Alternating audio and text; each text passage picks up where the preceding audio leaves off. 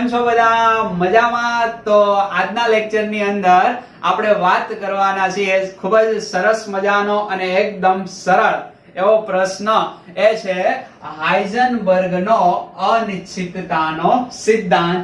Okay, અને આજનો lecture કેટલામો છે તો કે લેક્ચર નંબર 18. તો સ્ટાર્ટ કરીએ. તો શરૂઆત કરીએ આપણે કે બોહરનું જે પરમાણુ મોડેલ હતું એમની અંદર બોહરે કીધું કે ઇલેક્ટ્રોન એક પાર્ટિકલ યાની કે કણ છે અને જે કેન્દ્રની આસપાસ ચોક્કસ કક્ષાની અંદર ભ્રમણ કરે છે.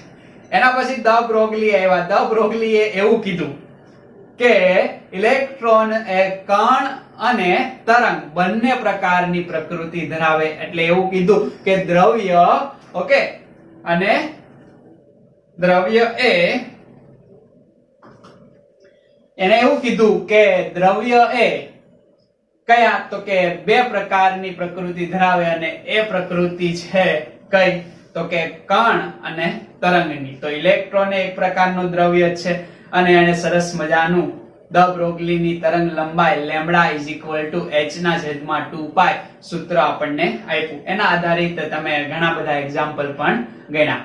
હવે આજના લેક્ચરની અંદર આપણે જોઈએ હાઇઝનબર્ગના અનિશ્ચિતતાનો સિદ્ધાંત. તો અનિશ્ચિતતા એટલે શું તો કે અચોક્કસ, ચોક્કસ ના હોવું તેને આપણે અનિશ્ચિતતા કહીએ. તો હાઇઝનબર્ગની પહેલી લાઈન એ જ છે કે દ્રવ્ય એ, ઓકે, પણ આયા કયું દ્રવ્ય તો યાદ રાખવાનું છે કે સૂક્ષ્મદર્શીય. ઓકે, શું યાદ રાખશો તમે તો કે સૂક્ષ્મદર્શીય દ્રવ્ય અથવા તો પદાર્થ જે કણ અને તરંગ આ બંને પ્રકૃતિ ધરાવે છે.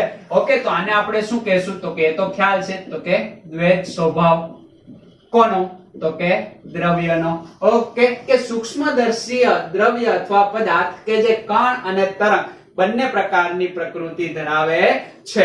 હવે એને કીધું કે આ સૂક્ષ્મદર્શીય પદાર્થ છે એની જગ્યાએ એને ઇલેક્ટ્રોન લીધો કે ઇલેક્ટ્રોનનું ચોક્કસ સ્થાન અને ચોક્કસ વેગમાન, ઓકે, એક જ સાથે નક્કી કરવું એ શક્ય છે નહીં. શું કીધું હાઇઝનબર્ગે કે ઇલેક્ટ્રોન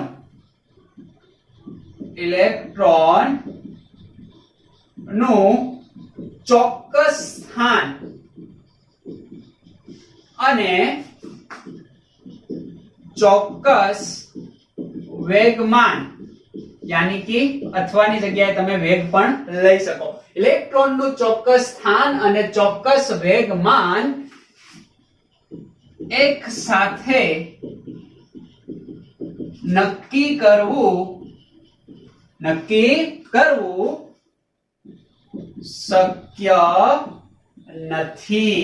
અને આ જ સિદ્ધાંતને શું કહેવાય છે તો કે હાઇઝનબર્ગના અનિશ્ચિતતાનો સિદ્ધાંત. અહીંયા ઇલેક્ટ્રોનની જગ્યાએ તમે સૂક્ષ્મદર્શીય પદાર્થનું ચોક્કસ સ્થાન અને ચોક્કસ વેગમાન એક સાથે નક્કી કરવું એ શક્ય હોય નહીં. અને એના માટે એને ગાણિતિક એક નિયમ આપ્યો. એ જ નિયમ આપણો શેનો તો કે હાઇઝનબર્ગના અનિશ્ચિતતાનો નિયમ. કે અહીંયા ચોક્કસ સ્થાન, ઓકે, અને ચોક્કસ વેગમાન. તો સ્થાનની આપણે વાત કરશું તો ડેલ્ટા x.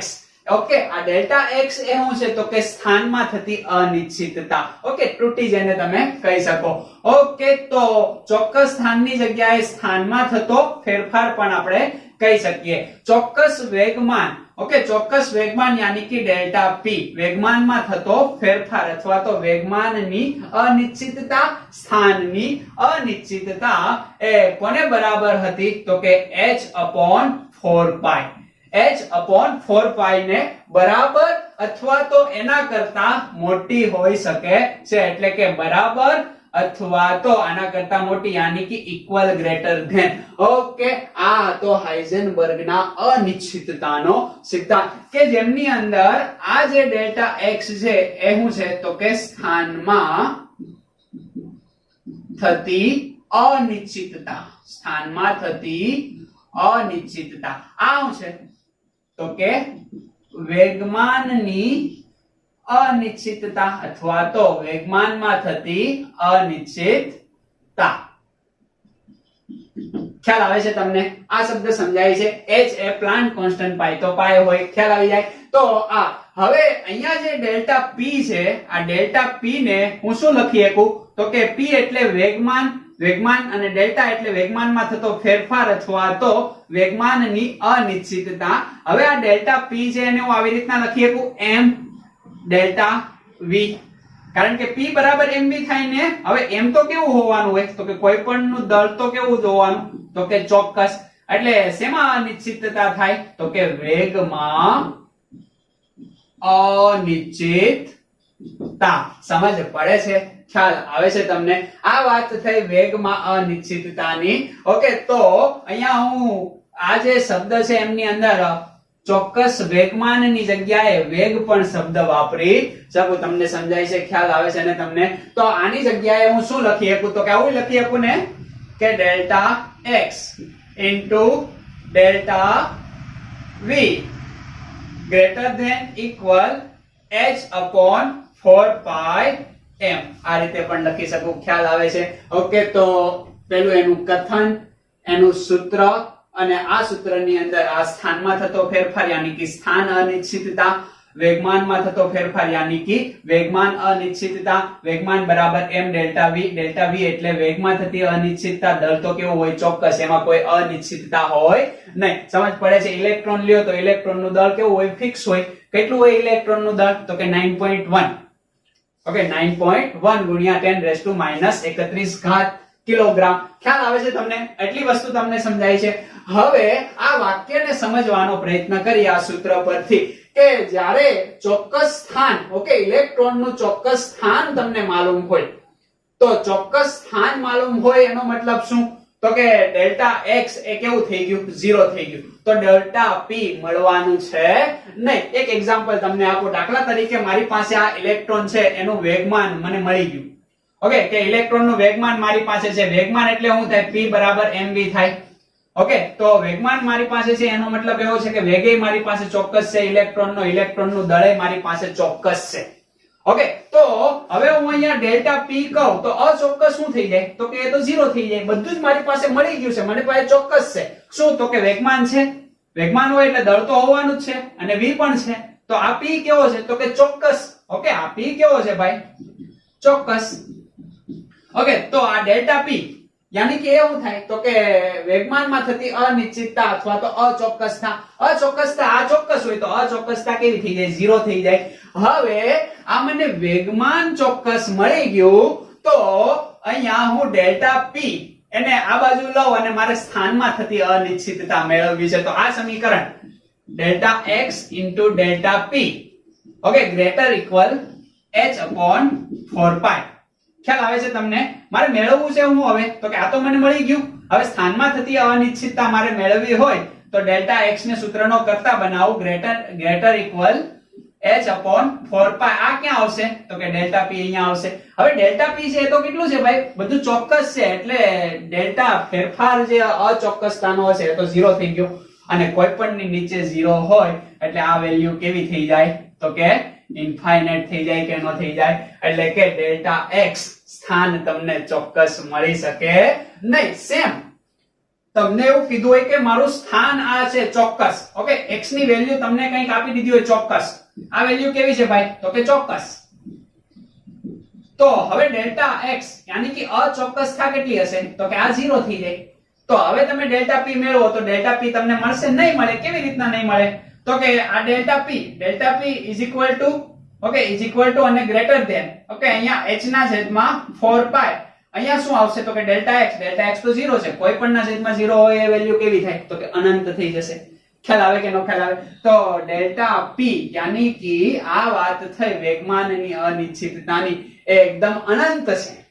એ તમને મળશે નહીં. સમજ પડે છે કે ના સમજ પડે? તો કોઈ એક વસ્તુ એક જ સમયે મળે, બંને એક સાથે મળે નહીં. સમજ પડે છે? આ ઇલેક્ટ્રોન ફરતો હોય તો ઇલેક્ટ્રોનનું સ્થાન તમને મળે તો એનો વેગ નો મળે, અને જો તમે એનો વેગ મળી જાય તો તમને એનું સ્થાન મળે નહીં. માત્ર અને માત્ર સૂક્ષ્મદર્શીય પદાર્થો. બરાબર? હું અહીંથી દોડું છું તો મારું વજન તમને મળે. ખ્યાલ આવે છે? ઓકે, યાની કે મારું દળ તમને મળી ગયું. ઓકે, તો એટલું ને એટલું જ રહેવાનું છે. હવે મારું સ્થાન, તો કે દોડતો હોય ત્યારે મારું સ્થાન તમને નિશ્ચિત કરી શકશો નહીં, મારો વેગ હશે. ઓકે, હવે આ તો ઇલેક્ટ્રોનની વાત કરવાની. મને તમે ઇલેક્ટ્રોન ધારી લો અને હું અહીંથી દોડું છું, ખ્યાલ આવે છે? તો મારો વેગ કઈક હશે. ઓકે, ચોક્કસ છે. મારું દળ, તો કે ચોક્કસ છે. ખ્યાલ આવે? મારું સ્થાન, તો કે કન્ટિન્યુઅસ ફેરફાર કરતો છે, પણ એક સમય માટે તો ચોક્કસ છે ને. પણ આ ઇલેક્ટ્રોનની જ્યારે વાત કરીએ ત્યાં આપણને ચોક્કસ કઈ મળવાનું છે નહીં. તમે સમજી ગયા? શું? તો કે એક જ સાથે ચોક્કસ સ્થાન અને ચોક્કસ વેગમાન મેળવવું અશક્ય છે. આ જ સિદ્ધાંતને હાઇઝનબર્ગના અનિશ્ચિતતાનો સિદ્ધાંત કહેવામાં આવે. ખ્યાલ આવી ગયો? સમજ પડી ગઈ? લખવાનું કેટલું છે? તો કે આ 2 લાઈન. ખ્યાલ આવે છે? આ એક સૂત્ર, આ સમજાવવાનું, આ સમજાવવાનું અને આ સમજાવવાનું. આ વસ્તુ તમારા માટે માત્ર સમજવા પૂરતી છે. ખ્યાલ આવે છે? ક્યાં ગઈ? યસ, આ વસ્તુ સમજ પડી ગઈ કે કોઈ એકની વેલ્યુ તમને ચોક્કસ મળી જશે તો વેગમાનમાં થતા ફેરફારની વેલ્યુ તમને ચોક્કસ મળી જાય તો એ 0 થઈ જાય, ફેરફાર 0 થઈ જાય, અનિશ્ચિતતા 0 થઈ જાય. ખ્યાલ આવે છે ને તમને? ઓકે, તો તમને આ વેલ્યુ આપી દે તો એના આધારિત આ વેલ્યુ ગણવાની થાય, આ વેલ્યુ આપી દે એના આધારિત આ વેલ્યુ ગણવાની થાય. એક આટલી વેલ્યુ તમારે ધારવી પડે. તમને આપી દે તો મેળ આવે, બાકી મેળ આવે નહીં. સમજ પડે છે? ખ્યાલ આવે છે? તો આ હાઇઝનબર્ગના અનિશ્ચિતતાનો સિદ્ધાંતની અસર આપણે માત્ર અને માત્ર સૂક્ષ્મદર્શીય વસ્તુઓ માટે જ યોગ્ય ગણાય છે, સ્થૂળદર્શીય વસ્તુ માટે યોગ્ય ગણવામાં આવતી નથી. એટલે અહીંયા એક પોઈન્ટ એ લખી દો. શું? તો કે આ જે છે ક્યાં ગઈ? સૂક્ષ્મદર્શીય. તો કે સ્થૂળદર્શીય એટલે કેવી? તો કે મોટી વસ્તુ અથવા તો પદાર્થ માટે આ સિદ્ધાંતનું કોઈ મહત્વ રહેતું નથી. ખ્યાલ આવી જાય કે નો ખ્યાલ આવી જાય? સમજ પડશે? ઓકે, ચાલો એટલી વસ્તુ તમે લખી નાખો, પછી 2 એક્ઝામ્પલ આપીએ એટલે તમને વધારે ખ્યાલ આવે. તો જોઈએ હવે આપણે એક્ઝામ્પલ જોઈએ 2 એટલે આપણને ખ્યાલ આવે. એક સૂક્ષ્મ વસ્તુ માટે જોઈએ અને એક મોટી વસ્તુ માટે જોઈએ. સૂક્ષ્મ વસ્તુ માટે આપણે વાત કરીએ ઇલેક્ટ્રોનની. ઇલેક્ટ્રોનનું દળ તમે જાણો છો કેટલું હોય ભાઈ? તો કે 9.1 ગુણ્યા 10 ની -31 કિલોગ્રામ. ઓકે, આ ઉપરાંત એમણે ઇલેક્ટ્રોનના સ્થાનમાં થતી અનિશ્ચિતતા આપણને આપી દીધી, બરાબર? અથવા તો સ્થાનમાં થતી અચોકસાઈ અથવા તો સ્થાનમાં થતો ફેરફાર કેટલો આપી દીધો? તો કે 10 ની -8 મીટર. સમજ પડે છે તમને? અને આપણને એણે લોકોએ મેળવવાનું કીધું છે કે ડેલ્ટા વી, યાની કે વેગમાં થતી અનિશ્ચિતતા મેળવો. તો આપણી પાસે હાઇઝનબર્ગના અનિશ્ચિતતાના સિદ્ધાંતનું એક સૂત્ર છે. શું? તો કે delta x into delta p greater than equal, okay, યાની કે h/4 પાઈ કરતા મોટું અને એના બરાબર આ વેલ્યુ થાય. તો આમની અંદર આ વેલ્યુ આપણને આપી દીધેલી છે, આ વેલ્યુ મેળવવાની છે, પણ આપણે તો ડેલ્ટા v મેળવવાનો. તો આ સમીકરણને આ રીતે લખી શકીએ, delta x m delta v greater than equal h/4 પાઈ. ખ્યાલ આવે છે? સૂત્રમાં કોને કરતા બનાવશો? આ તમારે મેળવવાનું છે. તો ડેલ્ટા v ને સૂત્રનો કરતા બનાવો. અહીંયા h ના છેદમાં 4 પાઈ m આવી ગયો અને ડેલ્ટા x આવી ગયો. સમજ પડે છે? તો delta v okay greater than equal h ની વેલ્યુ કેટલી થાય? તો કે 6.626 × 10⁻⁻34 4 તો કે 4. પાઈ ની કિંમત તો કે 3.314 અને m ની કિંમત કેટલી થશે? તો કે ઇલેક્ટ્રોન નું દળ આપ્યું છે 9.1 ગુણ્યા 10 ની -31 ઓકે, ડેલ્ટા x કેટલો આપ્યો છે? તો કે 10 ની કેટલી ઘાત? 8 ઘાત. આટલી વેલ્યુ આપણને આપી દીધેલી છે. હવે તમે આનું કેલ્ક્યુલેશન કરશો એટલે તમારો જવાબ ડેલ્ટા જે v છે, ખ્યાલ આવે છે ને? આ ડેલ્ટા v કરીબ કેટલો આવશે? તો કે એ કરીબ 10 ની -8 મીટર જેટલો આવશે. અને આ જે ડેલ્ટા v છે 10 ની 8 ઘાત છે જે પરમાણુની આપણે સાઈઝ જોઈએ તો પરમાણુની સાઈઝ કેટલી હશે 10 ઘાત બરાબર તો એના કરતા મોટો છે એટલે એકદમ નજીક રહેશે સમજ પડે છે ને ઓકે તો પરમાણુની નજીક આ ઇલેક્ટ્રોન મળવાની સંભાવના આપણી હોઈ શકે એવું સમજાવી જાય કોનો સિદ્ધાંત હાઇઝનબર્ગના અનિશ્ચિતતાનો સિદ્ધાંત હવે આ બેઠી ઘટના હું અહીંયા કેવો પદાર્થ તો કે સ્થૂળ પદાર્થ થોડોક મોટો પદાર્થ લઉં ખ્યાલ આવે છે તો એ એક્ઝામ્પલ આપણે જોઈએ એક્ઝામ્પલ નંબર 2 અહીંયા જે પદાર્થ છે એક દડો છે અને આ દડાનું દળ આપણને આપી દીધું છે કેટલું તો કે 40 ગ્રામ ઓકે 40 ગ્રામ નો દડો છે ઓકે એમનો આપણને વેગ આપ્યો છે વેગ કેટલો આપ્યો છે તો કે આ દડો એ 40 મીટર પર સેકન્ડ ના વેગથી ઓકે ફેંકવામાં આવે છે હવે 40 મીટર પર સેકન્ડ ના વેગથી 2% ની ચોકસાઈથી તેને માપી શકાય છે આ જે એનો વેગ છે ને એ માત્ર 2% ચોકસાઈથી તેને માપી શકાય છે હવે 2% ચોકસાઈથી માપી શકાય છે એનો મતલબ શું તો કે આ વેગ આપ્યો છે આપણે તો ડેલ્ટા v જોઈએ છે એ 2% ચોકસાઈથી માપી શકાય એનો મતલબ એવો કે v કેટલો છે 40 ટકાવારી કેટલી તો કે 2 ઓકે હવે ટકાવારી દૂર કરવા માટે ભાગ્યા કેટલા કરવા પડે તો કે 100 કરવા પડે ખ્યાલ આવે છે એટલે અહીંયા આપણને મળશે શું તો કે વેગમાં થતી અનિશ્ચિતતા ઓકે અચોકસાઈતા ચોકસાઈ કેટલી છે 2 છે કેટલો વેગ એટલો તો એને ગુણ્યા 2 અને 2% છે ટકાવારી દૂર કરવા માટે અપોન કેટલા કરશું તો કે 100 કરશું ખ્યાલ આવી ગયો તમને સમજ પડે છે ને હવે શું કરશું તો કે આનું કેલ્ક્યુલેશન કરી દઈએ આનું કેલ્ક્યુલેશન કરશો એટલે તમારો જવાબ આવી જશે તો એ તમારો ડેલ્ટા v હશે સમજ પડે છે ઓકે તો આ ડેલ્ટા v છે અને એ દરમિયાન તમારે શું મેળવવાનું છે તો કે સ્થાનમાં થતી અનિશ્ચિતતા મેળવવાની છે કે આ દડાનું તમારે સ્થાન જોતું છે વેગ નિશ્ચિત કરી દીધો તમે ખ્યાલ આવે છે હવે તમારે સ્થાન મેળવવાનું છે તો મળી જાય કે ન મળી જાય જોઈએ આપણે આનું સ્થાન જોઈએ ઓકે તો જોવાનો પ્રયત્ન કરી લઈએ ઓકે તો ડેલ્ટા x આપણે જોઈએ છે તો ડેલ્ટા x ડેલ્ટા p ની જગ્યાએ હું શું લખી શકું તો કે m ડેલ્ટા v હવે અહીંયા બરાબર લખીએ બરાબર આના કરતા મોટું અથવા તો બરાબર તો એ કેટલું લખીશ તો કે h/4π સમજ પડે છે તમને કોને સૂત્રનો કરતા બનાવું તો કે ડેલ્ટા x ને ઓકે ડેલ્ટા x ને સૂત્રનો કરતા બનાવીશ એટલે શું જવાબ આવશે મારો તો કે આ 6.626 ગુણ્યા 10⁻34 ઘાત ઓકે m નીચે આવશે તો કે 40 ગ્રામ છે 40 ગ્રામ ને કિલોગ્રામમાં ફેરવવો પડશે એટલે કે 40 ગુણ્યા 10⁻3 ઘાત કિલોગ્રામ આવશે બરાબર અને કિલોગ્રામમાં ફેરવી દઈએ એટલે 40 ગુણ્યા 10⁻3 ઘાત કેજી ખ્યાલ આવે છે તમને ઓકે હવે આ m દળ મૂકી દીધું આ મેળવવાનું છે ડેલ્ટા v કેટલો આપેલો છે તો કે 40 ગુણ્યા 2 ઓકે અને 100 ને આપણે ઉપર મોકલી દઈએ એટલે આ કેટલો છે 40 આ 2 100 ઉપર જાય એટલે 10⁻2 ઘાત ખ્યાલ આવે છે અહીંથી આ પોઈન્ટ ને હટાવી દઉં તો આ કેટલા થઈ જાય તો કે 10⁻2 ઘાત થઈ જાય ને આ 10⁻2 ઘાત 10⁻2 ઘાત ને તમે કેન્સલ કરી શકો ઓકે હવે આનો તમે કેલ્ક્યુલેશન આપશો તો તમારો જે જવાબ આવશે એ જવાબ શું રહેશે તો કે કરીબ કેલ્ક્યુલેશન કરો જો કેટલો જવાબ આવે છે તો કે 1.46 રેઝ ટુ 10⁻33 ઘાત 10⁻33 ઘાત શું આવે છે તો કે મીટર ખ્યાલ આવે છે હવે 1.46 ગુણ્યા 10⁻33 ઘાત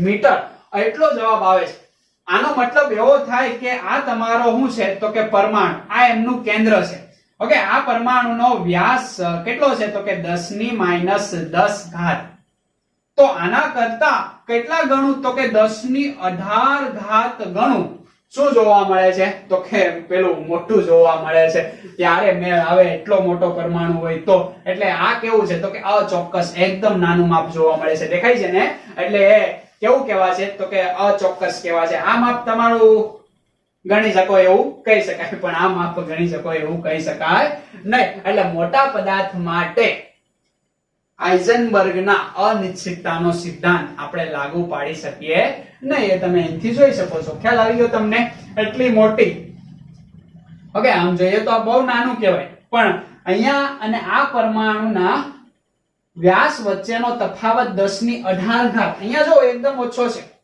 એટલો હોય તો એના માટે એટલું અચોક્કસ હોવું એ ગુડ છે, પણ એટલું મોટું અચોક્કસ હોવું એ ગુડ છે નહીં. તો સમજ પડી ગઈ. તો આ બે દાખલા ત્યાંથી લખી નાખો જો. અને હવે આપણે જોવાના છીએ શું, તો કે આના જેવા જ હાઇઝનબર્ગના ઘણા બધા દાખલા લેક્ચર ખતમ થશે એટલે આપણે હોમવર્ક ની અંદર અને કેટલાક દાખલા આપણે ગણીને આપ્યા હશે તે તમે જોશો. બસ સિમ્પલ એક સૂત્ર યાદ રાખવાનું છે. હાઇઝનબર્ગનો સિદ્ધાંત શું ફરી એકવાર આપણે જણાવી દઈએ કે ઇલેક્ટ્રોનનું ચોક્કસ સ્થાન અને ચોક્કસ વેગમાન અથવા વેગ એક જ સાથે નક્કી કરી શકાય નહીં. કાં તમે વેગમાન નક્કી કરી શકો તો તમે સ્થાન નક્કી ન કરી શકો, સ્થાન નક્કી કરી શકો તો વેગમાન નક્કી ન કરી શકો. પણ પદાર્થ હોવો કેવો જોઈએ, તો કે એકદમ સૂક્ષ્મ. એના માટે જ આ નિયમ છે, બાકી કોઈ માટે આ નિયમ છે નહીં. સમજ પડી ગઈ? ઓકે, તો લખી નાખો આ. હવે આપણે નેક્સ્ટ જોવાના છીએ શું, તો કે બોહરના નમૂનાની મર્યાદા અથવા તો નિષ્ફળતા. જો કે નિષ્ફળતા કેવું એ તો યોગ્ય નથી, ઓકે, કારણ કે બહુ સારો સરસ મજાનો મજા આવી જાય એવો નમૂનો એને આપ્યો હતો. ઘણા બધા લેક્ચર આપણે એમાં ભણ્યા, ઓકે, કે એને ખાલી એવું કીધું કે ઇલેક્ટ્રોન છે એ કણ સ્વરૂપે હોય છે. અને હવે પછી કંઈક નવો વિકાસ આપણે જોવાના છીએ. એટલે એની જે કઈ ભૂલ છે, આ બધા લોકોએ બે સિદ્ધાંતો આવ્યા એટલે તમને ઘણી બધી એની ભૂલ દેખાતી હશે. ખ્યાલ આવે છે ને? તો એના આધારિત આપણે એની મર્યાદા જોઈએ એટલે તમને ખ્યાલ આવી જશે કે એમની આ બે સિદ્ધાંતો આધારિત શું ભૂલ છે. અને આ ઉપરાંત બીજી આગળનો નમૂનો આવ્યો એના આધારિત એમની અંદર શું ભૂલ થાય છે એ આપણે જોઈ લઈએ. અને એક સરસ મજાના જ પરમાણુના નમૂનાની વાત પછી આપણે કરશું. એ પહેલા લખી લો. તો જોઈએ સરસ મજાનો નવો પ્રશ્ન કંઈક આવો છે કે ક્વેશ્ચન બોહરના નમૂનાની, ઓકે, શું પ્રશ્ન છે ભાઈ, તો કે બોહરના પરમાણુ નમૂનાની નિષ્ફળતા કેવું યોગ્ય લાગશે, તો કે એટલો સરસ નમૂનો આપ્યો એટલે નિષ્ફળતા શબ્દ આપણે ના વાપરતા મર્યાદા વાપરી લઈએ. બરાબર? બોહરના નમૂનાની મર્યાદા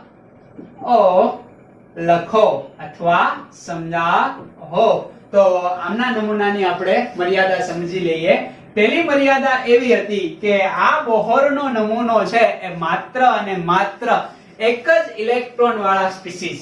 બરાબર? તો એક જ ઇલેક્ટ્રોન વાળા સ્પીસીસ. ઓકે, સ્પીસીસ એટલે શું, તો કે તત્વ, અથવા તો અહીંયા તમે પરમાણુ પણ લઈ શકો. ખ્યાલ આવે છે? તો એક જ ઇલેક્ટ્રોન વાળા સ્પીસીસ ને લાગુ પડે છે. અને એ પણ માત્ર અને માત્ર એક ઇલેક્ટ્રોન વાળો કોણ હોય, તો કે હાઇડ્રોજન. અને હાઇડ્રોજન જેવા પરમાણુ. તો હાઇડ્રોજન જેવો પરમાણુ એટલે શું, તો કે સિમ્પલ છે. તો કે આ હાઇડ્રોજન છે જેમની અંદર એક ઇલેક્ટ્રોન છે. ખ્યાલ આવે છે? હવે આ હિલિયમ, લી બોલે તો લિથિયમ, બેબો યાની કે બેરિલિયમ.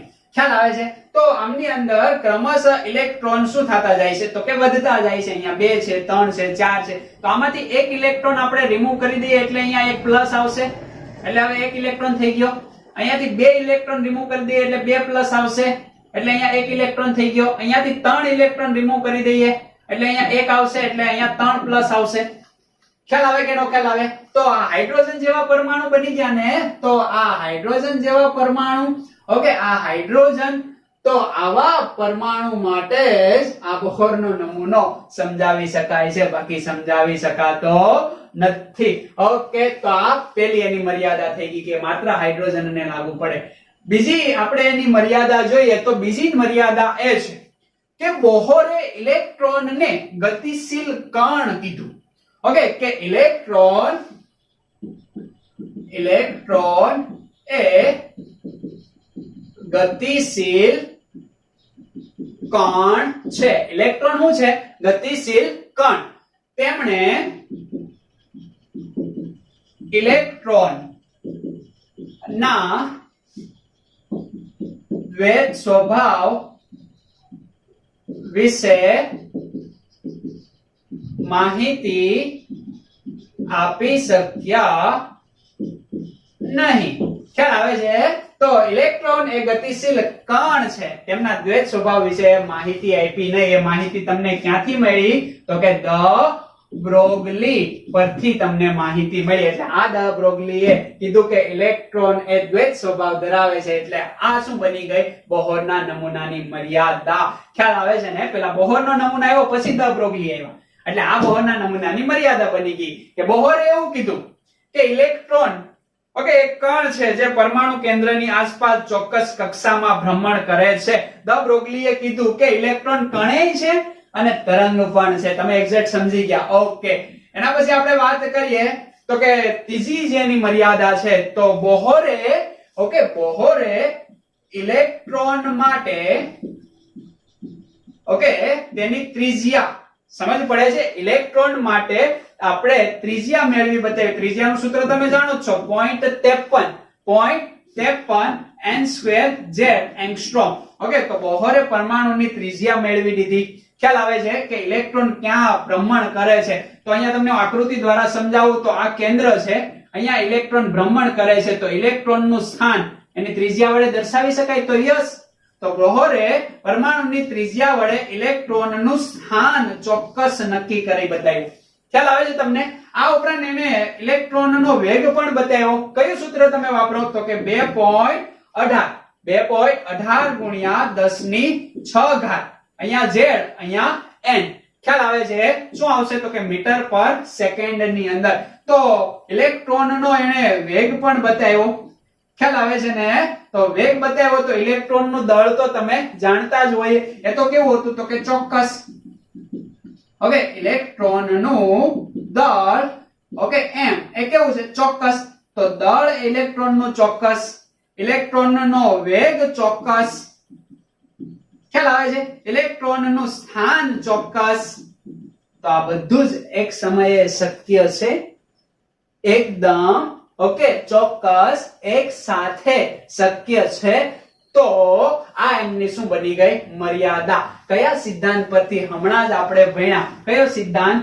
તો કે હાઇઝનબર્ગનો અનિશ્ચિતતાનો સિદ્ધાંત.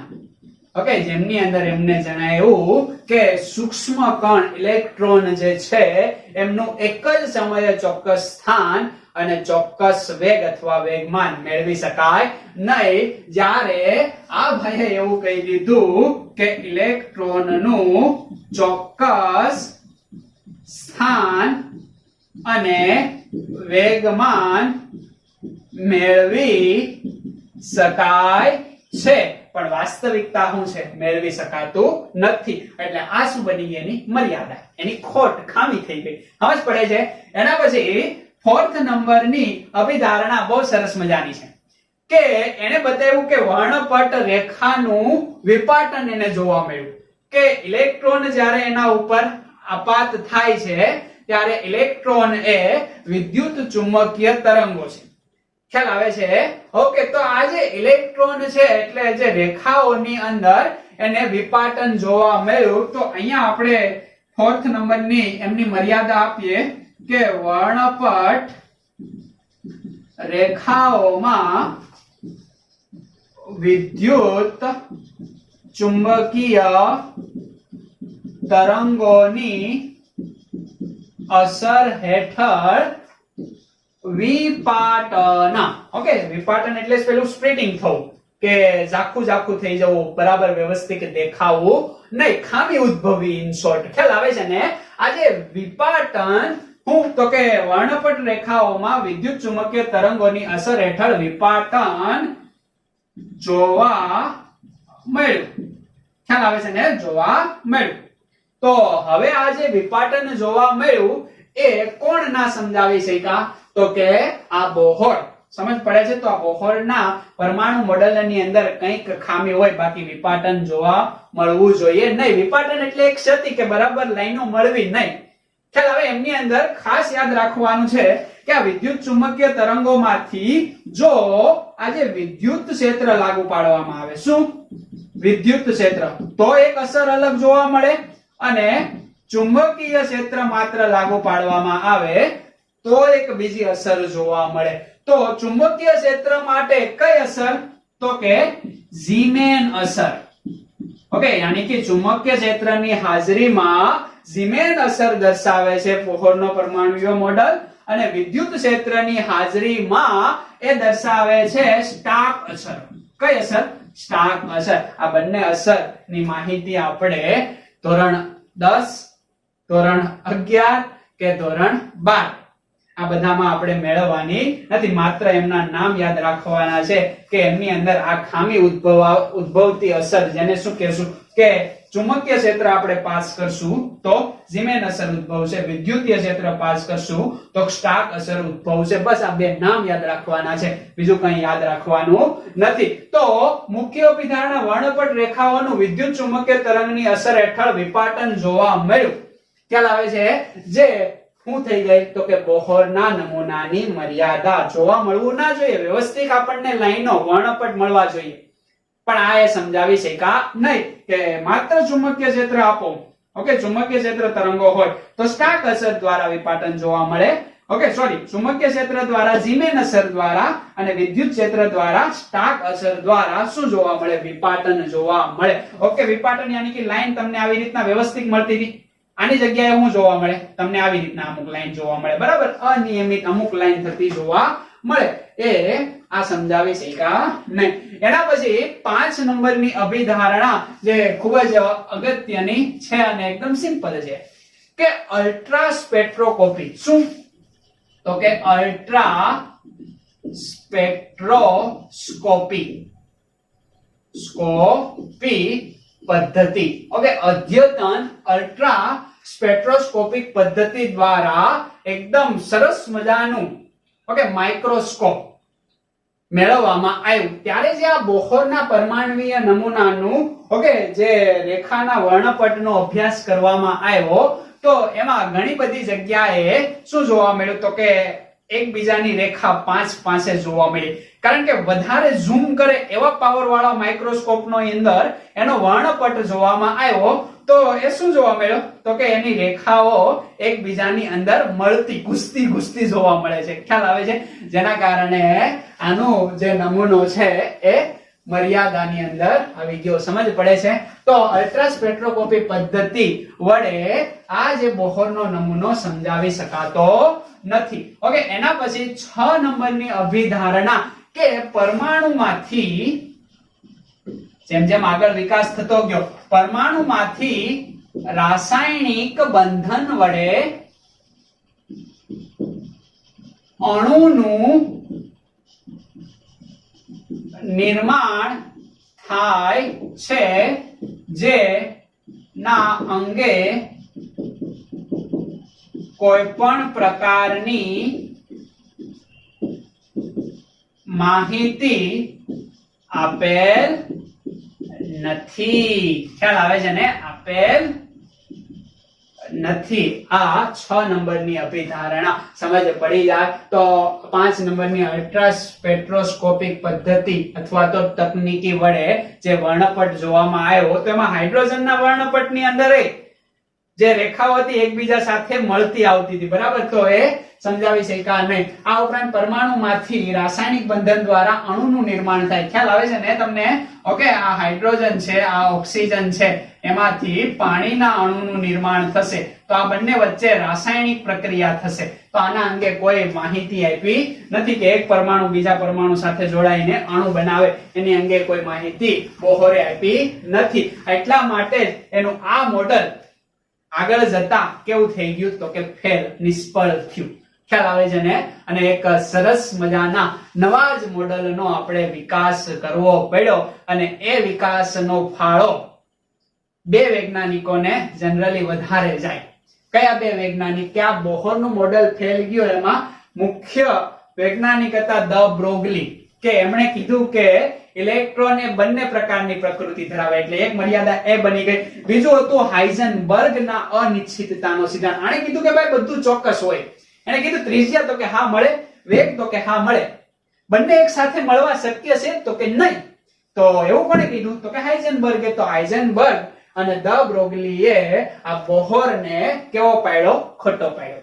અને આ નમૂનાને આગળ આપણે મોકલી શક્યા નહીં. અને હવે જે નવો જ પરમાણુ નમૂનો ક્વોન્ટમ યાંત્રિકીય પરમાણુ નમૂનો ખ્યાલ આવે છે ને, અથવા તો પરમાણુના વેગ આધારિત યાંત્રિકીય નમૂનો કે જેનો આપણે અભ્યાસ કરવાનો છે અને જેના તરફ દોરી જતો વિકાસ કયા બે વૈજ્ઞાનિકોના ફાળે જાય તો કે હાઇઝનબર્ગ અને દ બ્રોગલીના ફાળે જાય છે. એટલે યાદ રાખવાનું છે કે બોહરના નમૂનાથી ઓકે આધુનિક ક્વોન્ટમ નમૂનો તરફ દોરી જતો વિકાસ એ કયા બે સિદ્ધાંતો આધારિત હોય છે તો દ બ્રોગલી અને હાઇઝનબર્ગ. સમજ પડી જાય તેના આધારિત આ નમૂનો કેવો થઈ ગયો, ફેલ થઈ ગયો કે જેને આપણે આગળ મોકલી શક્યા નહીં. તો આગળ હવે આપણે નવા નમૂનાને જોવાનું છે.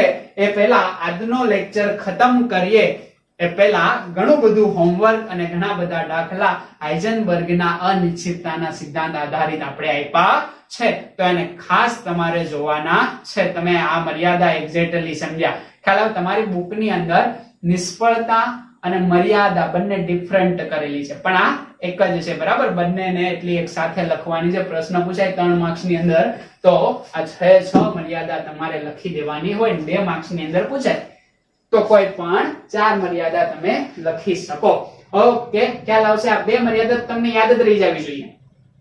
ઓકે, દ બ્રોગલી અને હાઇઝનબર્ગના અનિશ્ચિતતાનો સિદ્ધાંત. આ કે બધું ફિક્સ હોય, ઓલો કે ના હોય. આ કે કણ છે ઇલેક્ટ્રોન અને પેલો કે ભાઈ બંને છે. ઓકે, એટલે એવું જરૂરી નથી કે ઇલેક્ટ્રોન હોય એ આ કેન્દ્રની આસપાસ જ આવી રીતના આટા મારતો હોય, એવું ચોક્કસ છે નહીં. એના આધારિત જે પરમાણુ મોડેલ આવશે એમાં ઘણા બધા વૈજ્ઞાનિકનો ફાળો હશે, તો એ આપણે હવે પછીના નેક્સ્ટ લેક્ચરની અંદર ભણવાનું રહેશે. એ પહેલા તમે આને સાપી મારો.